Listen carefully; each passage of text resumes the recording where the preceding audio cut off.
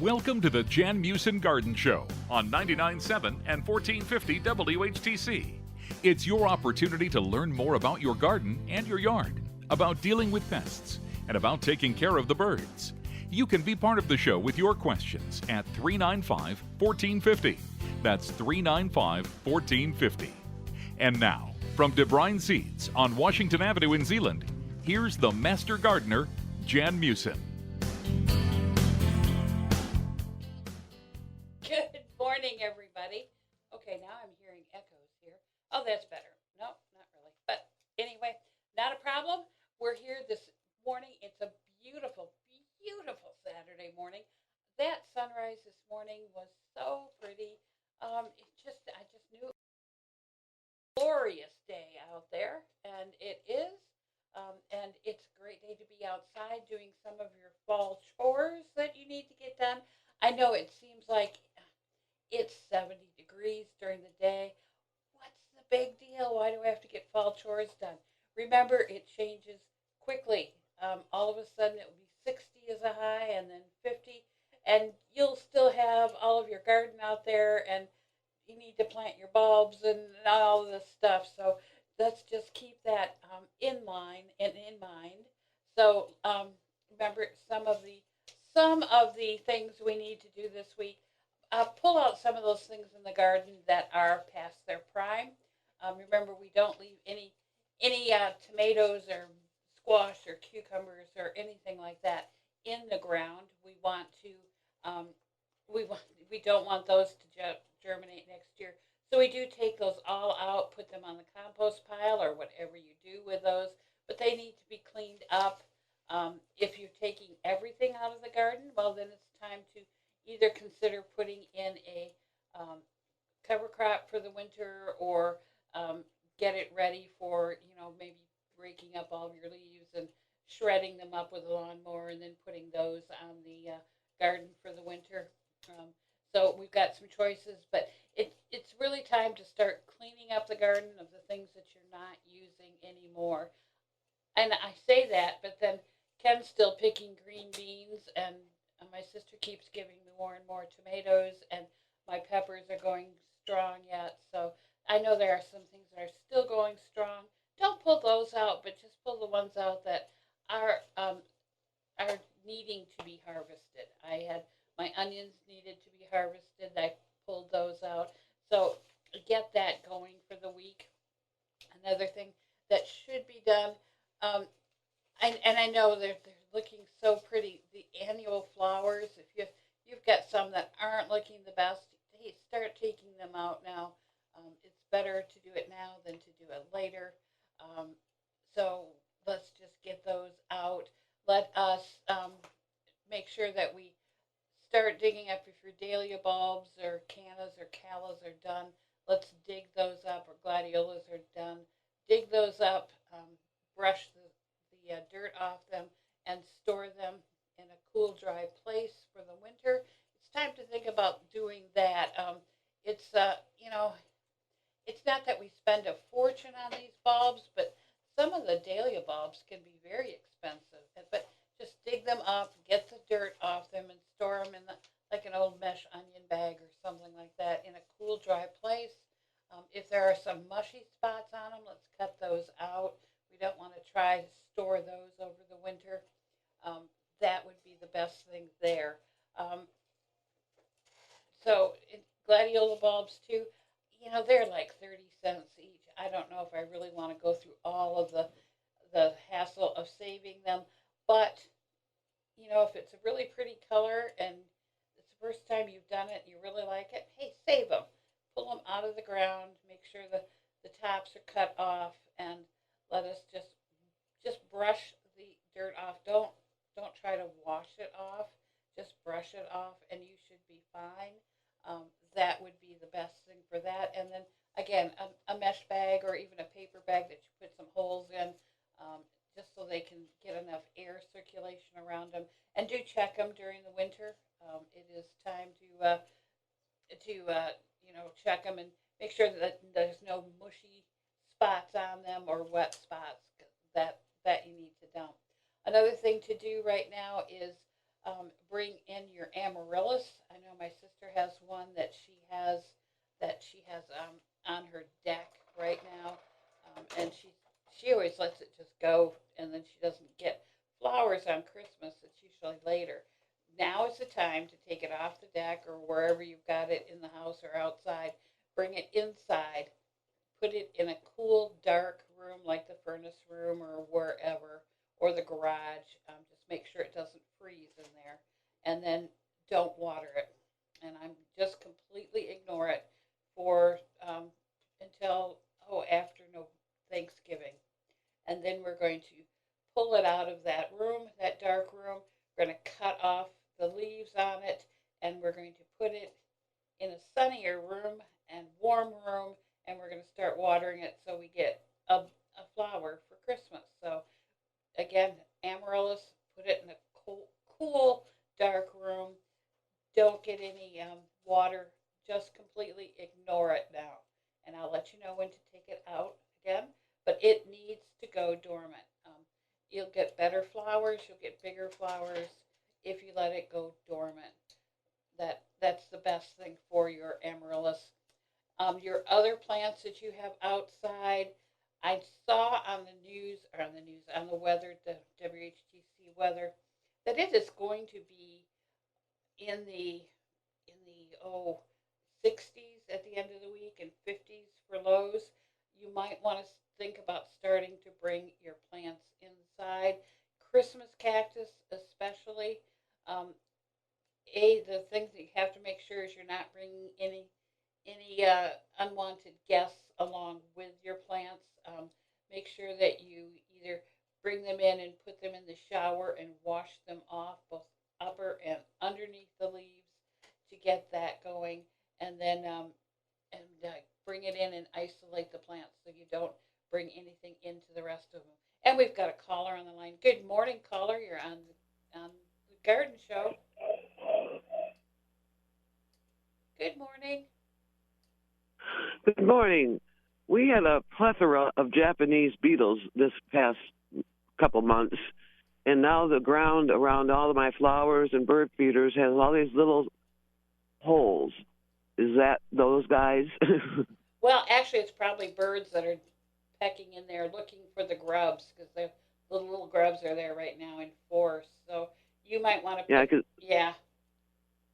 Yeah, I can see them, the grubs, a couple of them so far. But Yep. What can we do about that? The only thing you can do about grubs right now is Dilox, and it's spelled Dylox.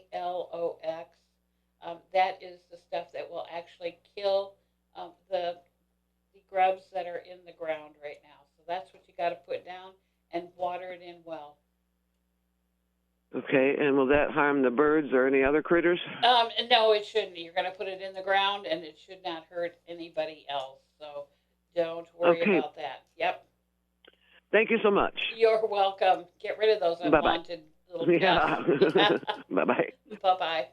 Yeah, we're seeing a lot of people that are complaining about skunks, and I don't know, when you drive to work in the morning, this is the time of year that you smell a lot of skunks. They're on the move right now. They're looking for grubs in your backyard. They feed at night. If you ever watch them, it's fascinating to watch them. They stick their nose in the ground, and then they kind of circle around their nose. So then their little paws, kind of wreck up the lawn as they're circling around. And if they do smell or somehow sense that there's insects there, then they really start to dig up your lawn. And they can mess up an entire backyard in an evening. It's very quick. You'll wake up in the morning and I smell a skunk. And then you look out in the backyard and, oh my gosh, it's completely destroyed. So if you're in those areas that have skunks, which is everywhere, even in the city, folks, don't think that you're off. But yes, make sure you put Dilox down now on your lawn and water it in well. It kills those grubs. It only lasts for like 3 days once it's in the ground. So and then it breaks down into its components. So make sure you water it well right after you put it down. It does photodegrade in the sunshine, So it does need that water afterwards to get it down where it needs to go, and then it will work, and then it's gone. So that's kind of, I like that kind of thing, where it's there, works, gone, boom, we're done with it. So make sure you do that in the next week, um, just so you prevent those. If the skunks don't see, or don't smell a lot of insects in your backyard, they will go to another one. So you can kind of, avoid that mess by putting the dilax down now.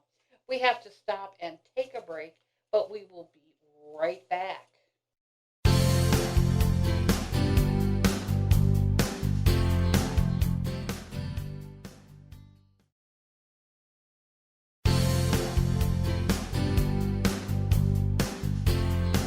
Let's get back to the Jan Meeuwsen Garden Show.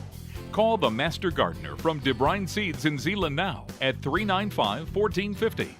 Once again, here's Jan Meeuwsen.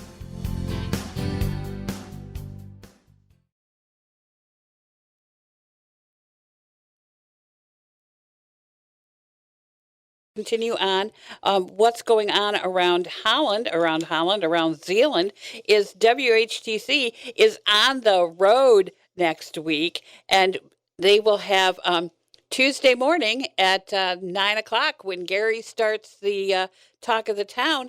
He will be at De Bruyn Seed in Zeeland, Michigan. So that will be kind of fun. I know Mayor Kevin Kleinstra will be there. So, if you want to have some fun, I know we've got some giveaways that morning, and we might even have some door prizes if you're listening. So that might be kind of fun. Now, that's Talk of the Town on Tuesday morning from 9 until 11:30. I think that's when Talk of the Town ends. I should know this because there are guests, but hey, this will be fun. I'm looking forward to it.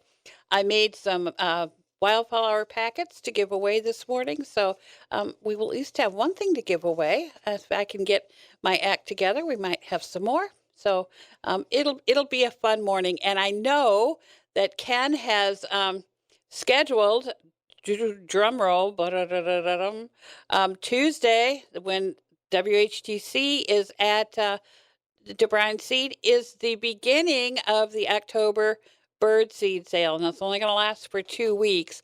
And I got an opportunity to write up the new price list for it, and there are some wonderful deals coming up. So that's starting on Tuesday, October 3, lasting for 2 weeks of the bird seed sale. And Ken's also putting all of the bird feeders that are in the store on sale at 20% off their marked price. So another great idea. So if you're going into winter and your bird feeders might look like they may not last another winter, or you want to give a gift, bird feeders are a great idea, and 20% off. Ken's already got them at a good price, so 20% off is an even better deal. And we have Mr. Stovall came from the Stovall Bird Feeders to see our store. He was very impressed. He makes a lot of the wooden bird feeders that we have in the store, and we just got a big load of those in, so we've got plenty for all of you. So if you want a wooden bird feeder or a plastic feeder or a metal feeder or whatever kind of feeder, we've got them at De Bruyn's. And if you can't find a bird feeder you like, then you're way too picky. There are so many bird feeders there, and every time we get a new load or I'm looking at the catalog of all the new things, and I want that, and I want that, and I want that, and I want them all in my backyard, and I've got enough feeders right now. And then again, maybe not. With 20% off, maybe I do need another feeder. I don't know. But that starts again on Tuesday morning when WHTC will be on the road in Zeeland at De Bruyn Seed. So that will be fun.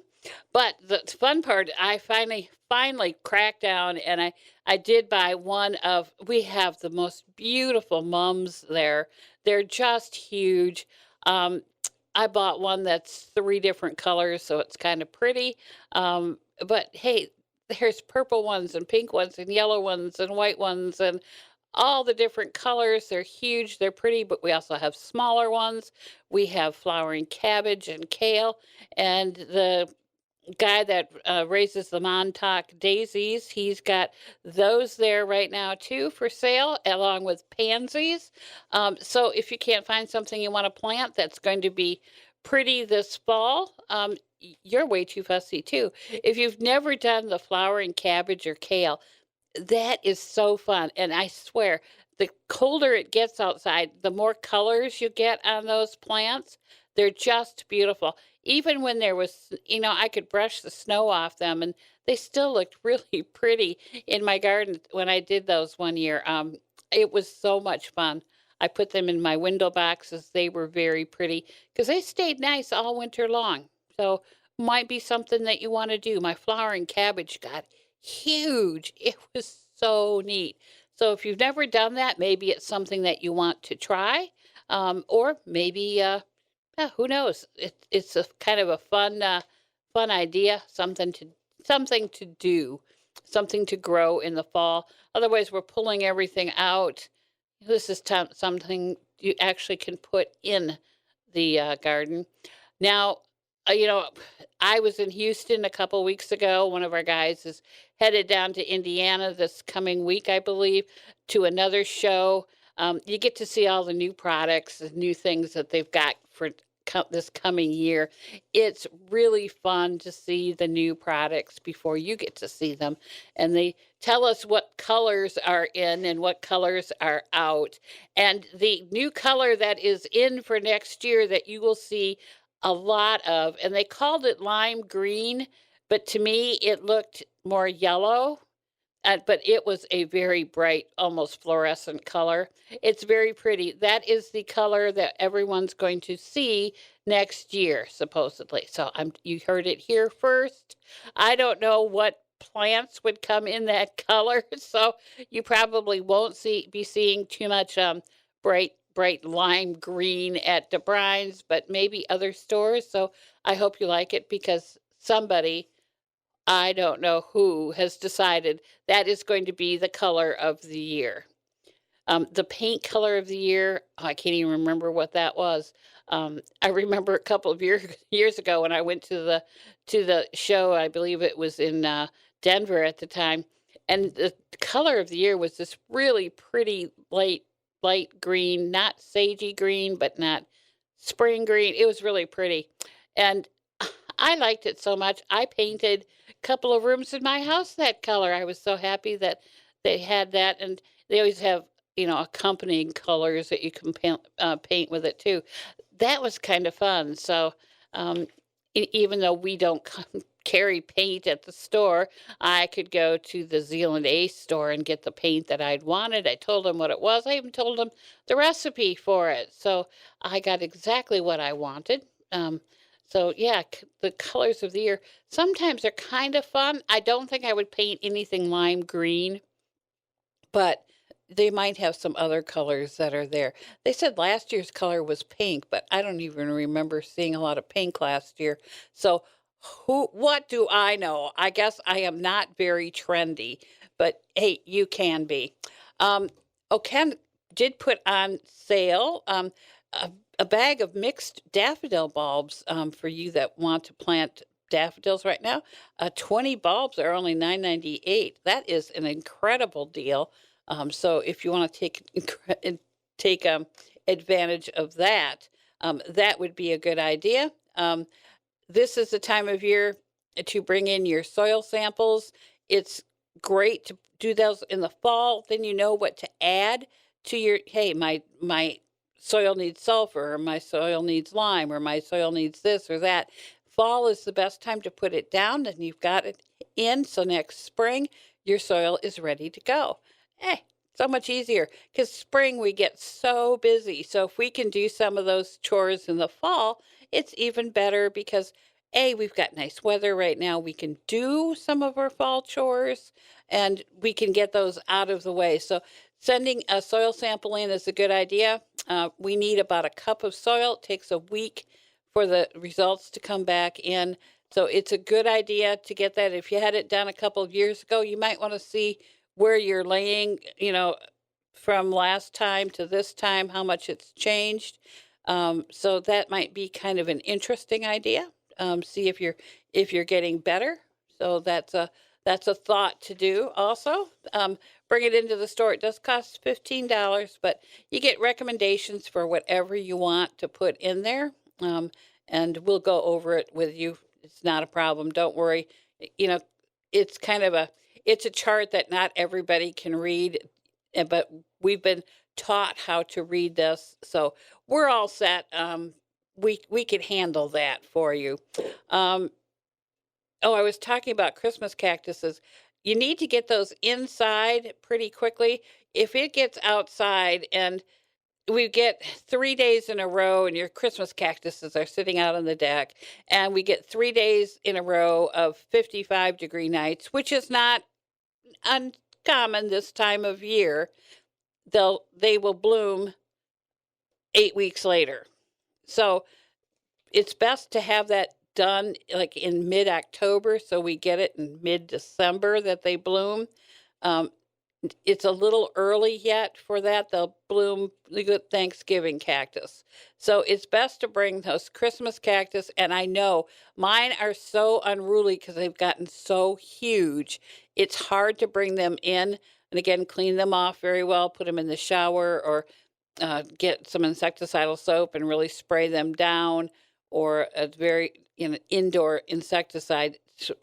Spray them down, make sure they aren't bringing in any kind of mites or anything like that, and just bring them in so that they don't get exposed to those 55-degree nights before you want them to. I did that last year. I just kind of left them outside because I was too lazy to bring them in. But I have now gotten mine inside, so they shouldn't. It should be over 55 in my living room, I hope, for the next couple of days, or the next couple of weeks. So before the middle of October is when I usually put them in my garage for 3 nights in a row, and then I don't have to worry about it. Then I know I'll be getting them around Christmas. So if you've ever wondered, why they bloom when they bloom, they have to be exposed to air temperatures of less than 55 degrees. So for 3 nights in a row.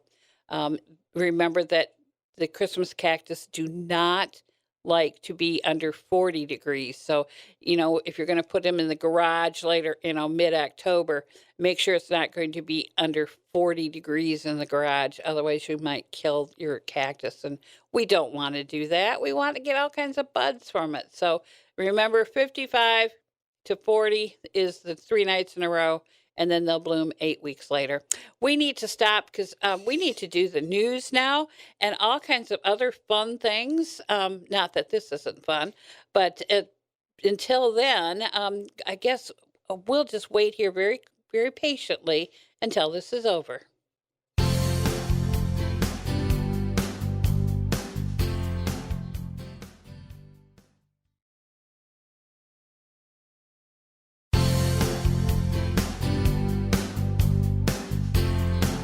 Let's get back to the Jan Meeuwsen Garden Show. Call the Master Gardener from De Bruyne Seeds in Zeeland now at 395-1450. Once again, here's Jan Meeuwsen. And all right, we're back. Come on, folks, in the government. Let's work on the economy. Let's work on the budget. Let's not be doing stupid things over there. Let's be working. Last time this happened and they closed the government for so long, I had tickets to Washington, D.C. because I wanted to go to the Art Institute and the Smithsonian and the zoo, and all of those places were closed because the government was shut down. That is just ridiculous. And I know my nephew works as a lawyer for the Pentagon, and he has been working 16, 18-hour days right now for the last couple of weeks, kind of anticipating the shutdown. I'm not sure what he does, but whatever he does there, he's been working like crazy. So come on, guys, let's just get together. We can do this if we all work together. Okay, that's my opinion, and it's not the opinion of this station or any other any other person. And you don't have to call me with that. I just know I might be unreasonable. I don't know. I just still a little mad that I couldn't visit the Art Institute or the Smithsonian. It was so upsetting, and I couldn't go to the zoo. Okay. Um, Going to talk about all the little things that want to come in the house now. In the fall, now you say it's 70 degrees, nothing wants to come in yet. Yes, they do, because the daytime um, sunlight is decreasing every day now. We've hit the equinox. Now we're going shorter and shorter days. The mice, the insects, they all know this. They all want to come inside with you for the winter. I don't want to share my house with any insects. I don't want to, or especially any mice or little vermin. So I do. First of all, I do go around my house with home defense, and I spray and I put a bug barrier all around my house. And I spray from the foundation out 4 feet, and then I go up the foundation around any doors or windows or any place that the bugs might get in. I don't want them coming in with me. Now, I know the box elder bugs don't hurt me. The stink bugs don't hurt. The Asian ladybugs, none of them hurt. They don't eat anything while they're in the house. I don't like seeing them in the middle of winter when all of a sudden we get a sunshiny day and it hits the walls of the house and warms them up, and they come on out, but they come out to the warm side. So they come out to the inside of the house. And I don't like seeing them walking up the wall or walking across whatever I'm reading or whatever. Don't want to see that. So let's get that bug barrier up and spray around the house. You can also spray home defense inside. There also is an inside home defense. If you get a lot of those ants, you might want to spray under the sinks and around the baseboards and keep out those ants. I always spray. I usually don't see any insects in my house. And one year I had gotten this beautiful bouquet of roses, and I thought, you know what would be really nice is I have to trim this yew bush out front, and it would be so pretty to put those, in with these roses. And so I cut those, brought them in, arranged them around my roses, and they were gorgeous. And I was so proud of that I could do this all by myself, and it looked so pretty and festive for Christmas. And I've got on the table, and then I went to eat dinner, and all of a sudden there's a stink bug walking across the table. And I'm like, where in the world did this come from? So I did my old trick of the tape. I got some sticky tape, put it on my jeans first and ripped it off. And then I put it on top of the stink bug, and then I pulled the tape up and it stuck to the tape, and I don't have to touch it. It doesn't let off that horrible smell. I thought, oh, good, done. Threw it in the trash. It's out in the garage now. There's another one. What in the world? And I look over at these yew branches that I had trimmed off, and there were hundreds of them on those branches. I guess they had decided they were going to stay there for the winter. You have never seen me move as fast to get that thing out in the garage. And we've got a caller on the line. Good morning, caller. You're on the Garden Show. Yes, good morning, Janice. How are you today? I am fine. How are you doing? Good. I almost said my name. I'm so used to answering the phone that way.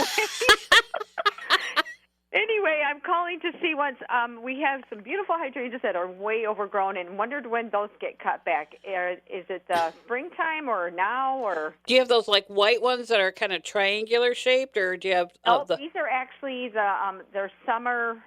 In the summer, and they're the kind that were like purple and blue, and they are pink, and they turn like a deeper burgundy. But I would actually trim them right now, and just field back down the stem as you're cutting them.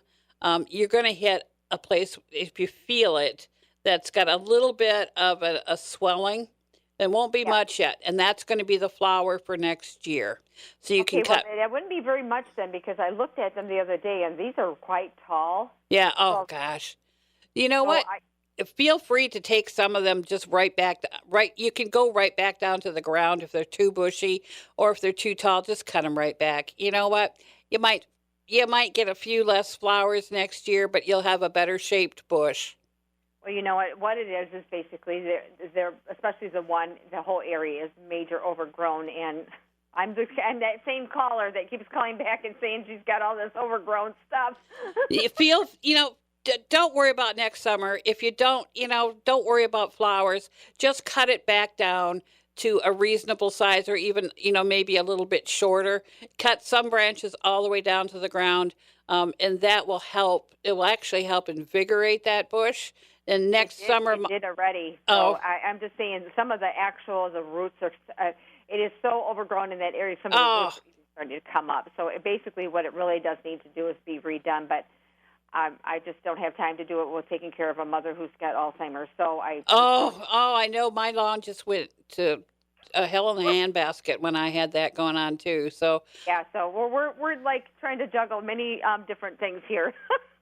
Yeah, I would bring my mom outside to help me, and she would get caught up in something else, and I would be running across the lawn as she's, into some other project or whatever she wanted to do. So I do understand that. I understand how horrible that is. If you can get a second away, I would try trim them back. It's a tough situation. I never thought I would be to this degree, but I'm not sure what's going to happen, but, it's just one of those things where I'm just trying to get through this one day at a time. You know what? I did it for 18 years, and I would not trade 1 second of that time. Yeah. Well, I have my own things, and I have, when you get to that point, you have to make some decisions when it comes to your own health as well. And yes. When your physicians are telling you one thing, you have to make other long-term arrangements for that parent, and that's what I have to do right now because I'm at that point. I feel for you. Yeah, so, well, anyway, thank you so much, and I appreciate everything and all your wisdom and everything that you help us out with, everything with our gardens and our flowers and everything. Just appreciate everything you do. Thank you very much. Yep, you're welcome. Have a good day. Yep, you too. And bye-bye. Bye-bye. Don't worry about those bushes. You know what?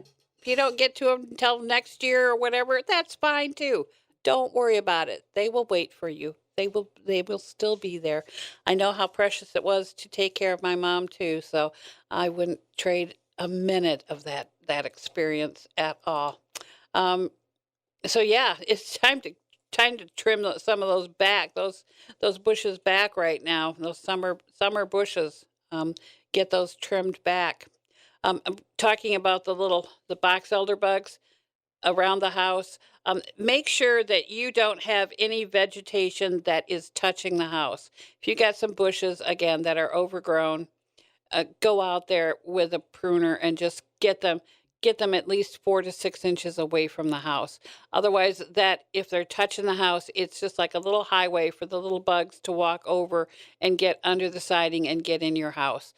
We don't want that. So make sure that the bushes aren't touching the house, that would help a lot with the insects coming in. And don't bring in, boughs of pine trees that are full of stink bugs in the house either. Make sure you watch that if you're going to bring those in. The other little problem children are all of those little varmints called mice. They are starting to show up. We've got some of the Ramic on sale at the Rodent Cafe in DeBrines, and I'll tell you, no one was really looking at any of the mouse or vole baits all summer. All of a sudden, everyone is crowded around them and buying this stuff because they're coming in. Pick your method of what you want to do, whether you want to put out traps, whether you want to put out some poison. In the poison, you're going to put out just like a little place pack, or you're going to put out a refillable pack, and where to put them. That's all something that we're going to talk about right after these messages.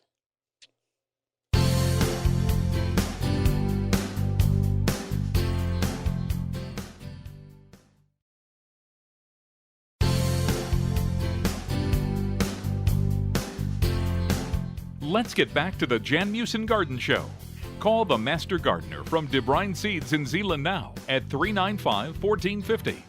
Once again, here's Jan Meeuwsen. And we are back. We were talking about those lovely little mice. Let us rodent proof our houses so they don't come in and want to spend the winter with us and then have babies and then it gets out of hand. So, um, you have to, pick your poison. If you're going to do poison, you're going to do traps, what kind of traps? I usually do a mixture of things. I first put down traps, put them down. I put them in my garage. You got to put them perpendicular to the wall so they run through them. It sounds odd, but they'll run up to the bait and they run right through it and they get trapped and they're gone. Easy way to do it. And if you do one of those easy set traps, you can just pick up the trap, dump the mouse in the garbage, and then set it out again, and you never have to touch it. That is the nicest thing. I love easy set traps. Those are perfect. And then you have to put down, bait on it, whether you're going to buy some bait for it or whether, what kind of bait you're going to put on. Peanut butter is fine. But remember, that does get rancid. Different things. Um, it whether they get rancid or not. Bird seed's a good thing to put out there. Um, Mice love bacon and they love chocolate. So those are two things that you can put on a mousetrap that you never thought of, and it might actually attract them a little quicker than our normal bird seed would. So that's something to do. If you're going to put out place packs of poison, put them, like in the attic or whatever. You can just throw those guys out there. They actually chew through them and in there, and they hopefully go out and die. It shouldn't smell too bad with just one mouse. You're not going to really smell one mouse. If you've got a family of, 20, 30 mice, that's going to stink if they all stay inside the house and die there. So you might want to think about that for a little bit first, whether you want to do it. But I usually put out some traps, and then I also spray rodent stopper, which is like my number one favorite thing in the world. I spray that around where I think they might be coming in. I spray that on the inside, so around the baseboards of the garage, so they don't like to run through it. And mice, when they don't cut across the middle of the room, they stay right against the walls of the room, and they rub their fur up against the wall. And if you spray this rodent stopper up against the wall, they don't like to go through that. So, then they're kind of like, well, where do I go now? So, hey, you got them trapped. They have to go back where they came from. I kind of like doing that. It smells good. You can spray it when the kids and pets are even in there, unless you've got a pet mouse, I guess. But other than that, you're fine. The rodent stopper works really well for me, just to keep them away. And then I've got my backup of my traps. You can put a backup of traps and poison if you'd like. Kind of just depending on how big of a problem you might have, and to figure out if you have a problem or if you might have, in the future. But if you have a problem now, you'll see droppings. They can't run more than like 6 or 7 inches without leaving a little reminder that they're there. So if you're starting to see little quarter-inch long black, that's the mouse's little present for you. And you'll see them like along the walls or whatever their major runways are. You'll find them there. Then you definitely have a mouse. Or if you're in the corner of the room, you might want to sprinkle a little flour on the corners, and then if you see little footprints, then you know that they are there. Sounds. I mean, if you're sitting there in the house and all of a sudden you hear something walking in the walls, then you definitely have a problem. Gnawing, anything. If your pet normally likes to sleep in the house and all of a sudden it is trying to get under the refrigerator or whatever, probably a pretty good sign that there is something there or there was something there.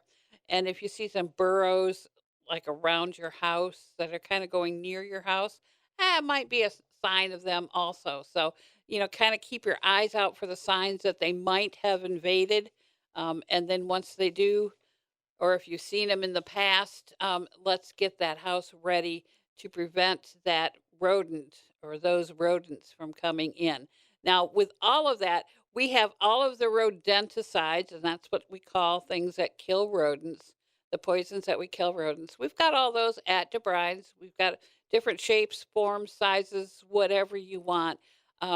In February, the legislature of the United States will be voting whether to go along with the EPA's suggestion of eliminating all rodenticides for home use, farm use, every kind of use.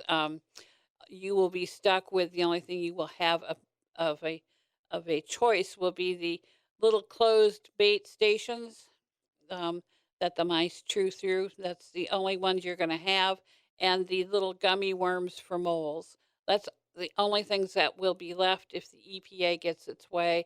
It's already gone through Congress. They've already had the hearings for it. The final decision will come in February, whether we have to remove everything from our shelves or not. So it will be a wait and see. So you might want to stock up this fall. If it does become a law with the EPA, we have to remove it from our shelves. Otherwise, we pay a fine if we have it. So we won't be able to sell it. So it's something that's going on. It's something that if you really wanted to write your congressman, you had to. The hearings were going on when I was in Houston. So that was several weeks ago, and now it's been bantered into the committee, so nothing more we can do about it. Now we just have to sit and wait to see if they made a good enough excuse. It would be horrible. I think our food safety would be at risk if the farmers couldn't put out some poison for the rats, etc. I understand the problem with like the California condors eat small mammals, and if they eat small mammals that have poison in them, then they die. I understand that. We don't really have any endangered species that are eating our mice, unfortunately. I wish they were. You know, that's why I kind of stay away from poisons and I just go with traps. But if you're going with the poisons, keep that in mind. Don't expose your hawks, etc. If you've got a lot of hawks that are eating the rodents, then I would not put out poisons. But yeah, we might not have that choice in another 6 months or so. Just to let you know. Otherwise, we're always the last people to know that, oh, they just decided to take that away from you. Oh, well, ha ha. Okay, so I have to remind you, I will be back Tuesday morning. In fact, you'll hear me from 9 o'clock all the way through 11:30 on Talk of the Town. And I don't know if Dan will be at DeBrine's Seed at 8:30 or not with the garden party. I'm not quite sure about that. But WHTC will be at DeBrine's on Tuesday mornings all morning long. So, come on down to DeBrine's, get a hold of the first day of the sale or before a pre-sale there for you. It might be fun to do that. But I will be back here next Saturday at 11:05 with a list of all the garden chores that you need to do now. It'll be October, 1st of October. So we do need to start doing those fall chores now. But until then, go green.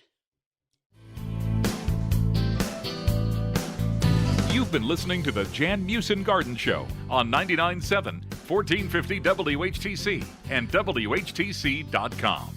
If you wish to hear this or other programs hosted by the Master Gardener from DeBrine Seeds in Zeeland, check out the podcast section of our website, WHTC.com, and listen or download for free.